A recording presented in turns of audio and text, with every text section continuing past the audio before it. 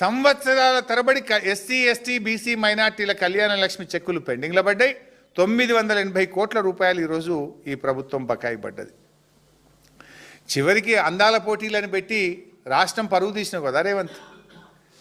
ఆమె మిస్ ఇంగ్లాండ్ను పట్ల మిస్బిహేవ్ చేస్తే ఆమె పొట్టు తిట్టి మధ్యలో నుంచి వెళ్ళిపోతే ఈ దేశం పరువు రాష్ట్ర పరువు తీసిండు రేవంత్ రెడ్డి గారు.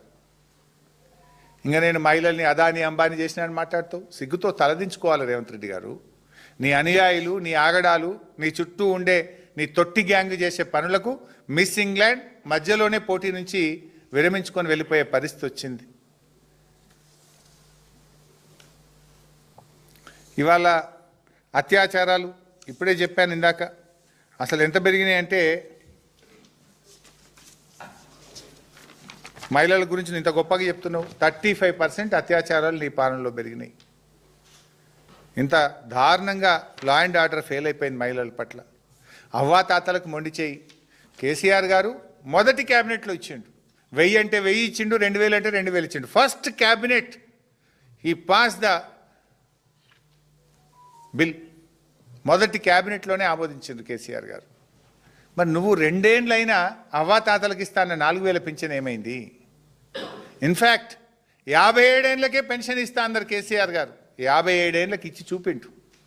కొత్త 10 లక్షల కొత్త పెన్షన్లు ఇచ్చిండు కేసీఆర్ గారు.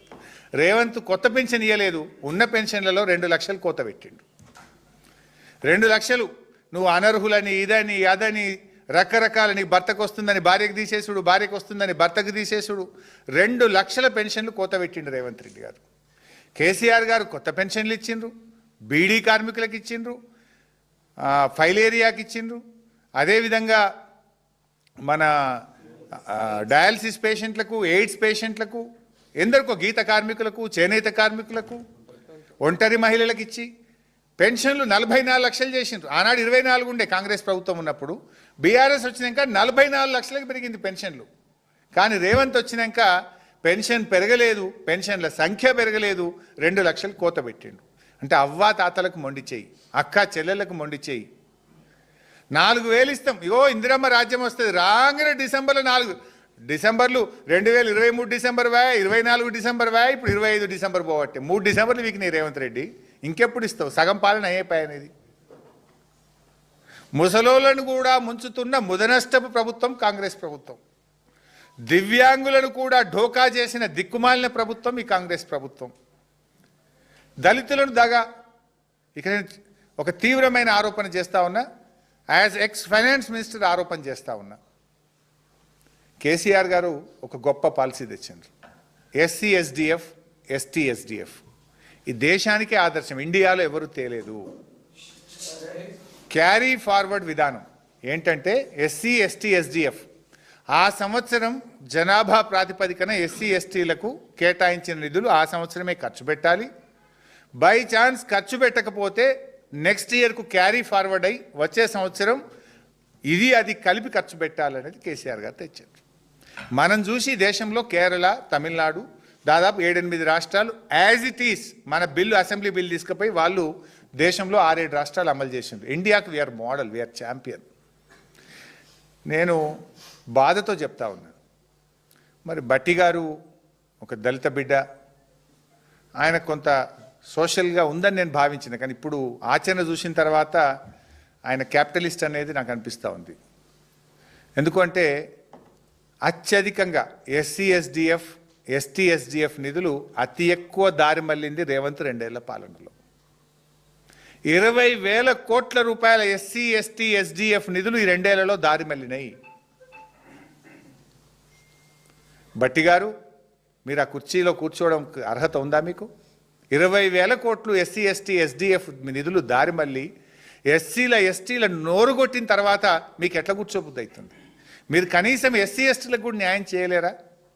సరే, కమిషన్లు ఆ గోలు వదిలిపెట్టు, అట్లీస్ట్ ఎస్సీ ఎస్టీలకు కూడా న్యాయం చేయలేకపోతే ఎట్లా? మీరు మీ హయాంలో నిధులు మళ్ళీ దళిత బంధు నీ ఒక్క నియోజకవర్గంలో ఇచ్చుకున్నావు మదిరేలా. మరి రాష్ట్రం మొత్తం దళిత బంధు వద్దా? దళిత బంధు పథకం ఉన్నదా, రద్దయిందా? ఎస్సీ కార్పొరేషన్ ద్వారా 2 ఏళ్లలో 1 రూపాయి ఎవరికైనా ఇచ్చారా మీరు?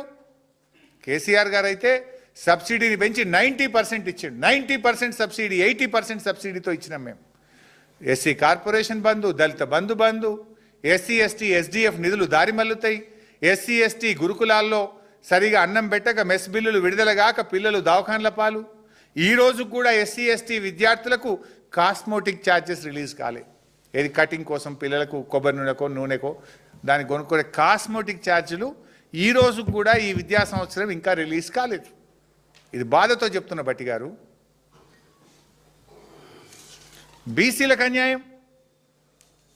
అరే SC overseas scholarship, Ambedkar overseas scholarship డబ్బులు విడుదలైతలేవు. కేసీఆర్ గారు దేశంలో ఎక్కడ లేని పథకం పెట్టిండ్రు, అది బంద్ అయిపోయింది.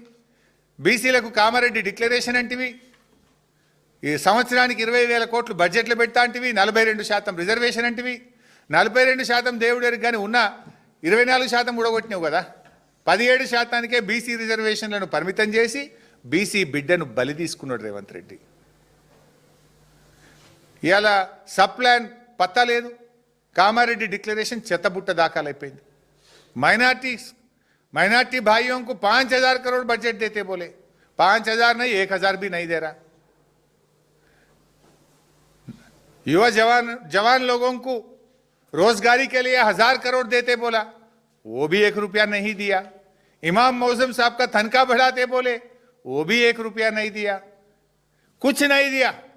बार बार पीआरएस पार्टी ने पीछे पड़े तो कल नहीं परसों जुबली हिल्स के इलेक्शन के वजह से आप अजहरुद्दीन को मिनिस्टर दिए, वो भी नहीं दे रहा था. तू 2 साल में माइनॉरिटी को मिनिस्टर भी नहीं दिया. एससी को डोका, माइनॉरिटी को डोका, बीसी को डोका, एसटी को डोका, सबको डोका दिए रेवंत रेड्डी सरकार. शादी मुबारक में 1 तोला सोना देते बोले, 1,60,000 देते बोले, वो चेक भी नहीं मिल रहा. अब बच्ची पैदा होने के बाद चेक मिल रहा. आजकल ఆటో డ్రైవర్లకు 179 మంది చనిపోయినారు. 12,000 ఇస్తామని మేనిఫెస్టోలో పెట్టారు. ఇవాళ ఈ రోజుకు ఒక్క ఆటో డ్రైవర్కి కూడా సహాయం అందించక జీవితాలు ఆగమై రోడ్డు మీద పడి 179 మంది ఆటో కార్మికులు ఆత్మహత్య చేసుకున్నారు. ఇప్పటికైనా ఆటో కార్మికులకు 12,000 చెల్లించండి, చనిపోయిన వారికి 10 లక్షల ఎక్స్గ్రేషియా ఇవ్వాలి.